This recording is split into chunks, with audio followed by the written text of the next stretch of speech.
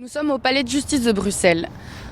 Nous sommes venus pour soutenir Cécile Djonga dans le cadre de la plainte qu'elle a portée contre un individu qui avait porté à son encontre de lourds propos haineux à caractère raciste. L'enquête a débuté déjà en 2018 et donc c'est au terme de plusieurs années de récolte de propos très problématiques que ce procès a pu être ouvert et que aujourd'hui le prévenu a pu être condamné à 6 mois de prison avec 15 jours fermes et à différentes amendes.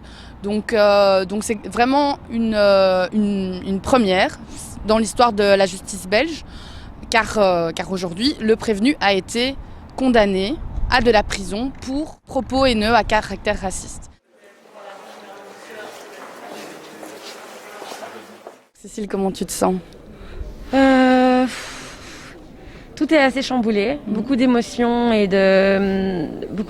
parce que d'avoir réentendu une énième fois le dossier de cette personne, c'est assez violent, c'est assez effrayant. Voilà, puis aussi le fait d'être quelque part soulagé d'arriver à la fin, plus ou moins au bout d'une procédure, même si je crois qu'à la justice belge, ce n'est jamais fini. Ce n'est jamais fini.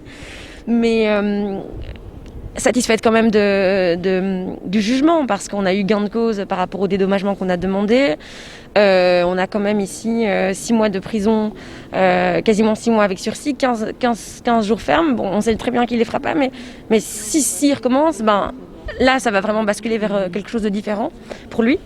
Donc, c'est bien que la justice belge prenne au sérieux en fait ces problèmes de racisme qui sont un vrai problème. Et quand je vois ma maman ici qui est arrivée dans les années 70 et qui se faisait légitimement insulter, traiter de singe, traiter de tout ce qu'on peut entendre de pire, et ne pouvait rien faire, quoi. Et moi aujourd'hui j'ai la chance, la possibilité d'utiliser la justice, d'utiliser la loi pour me faire entendre, d'utiliser les médias.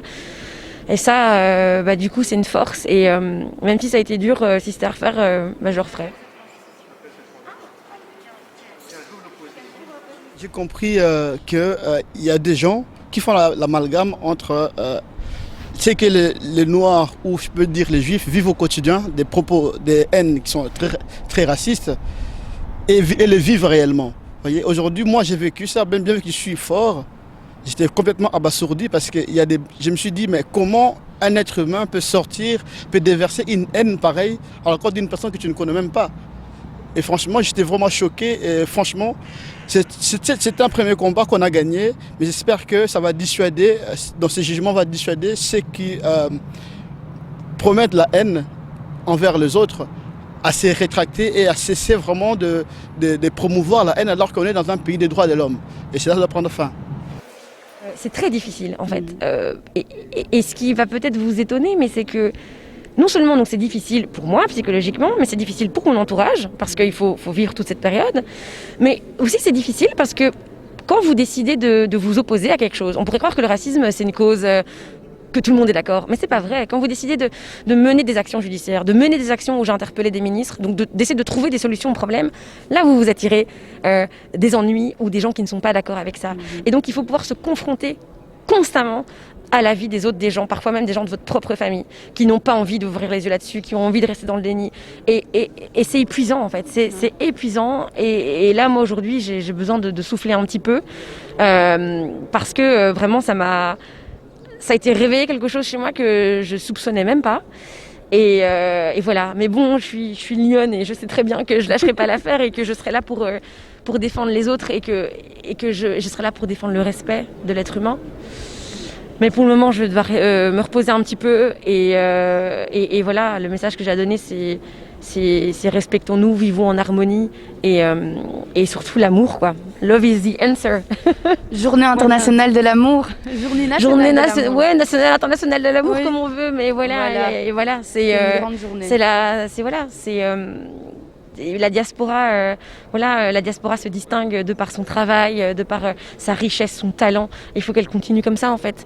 Ne pas se laisser faire, mais avancer le plus loin possible. Et on est riche de ce qu'on est et voilà, même si les percussions extérieures peuvent être très douloureuses, on reste riche de ce qu'on est et puis on est chez nous en fait aussi autant que plein d'autres gens.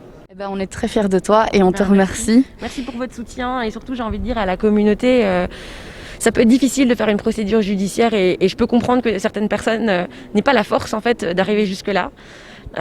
Mais en tout cas, ce qui est important pour moi, c'est de sortir du silence, surtout, c'est d'en parler autour de soi quand vous vivez des violences, parce que le racisme, en fait, ce sont des agressions, des micro-agressions du quotidien qui peuvent avoir un vrai impact psychologique, physique, économique. Ça touche à notre intégrité et ça peut être un vrai souci.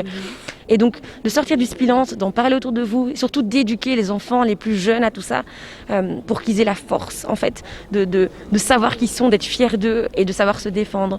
Donc voilà, et puis surtout d'essayer de vivre dans l'harmonie et dans la tolérance un maximum.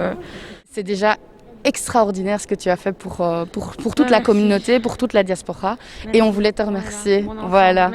Voilà. Merci. On est ensemble. Tokos, comme on dit.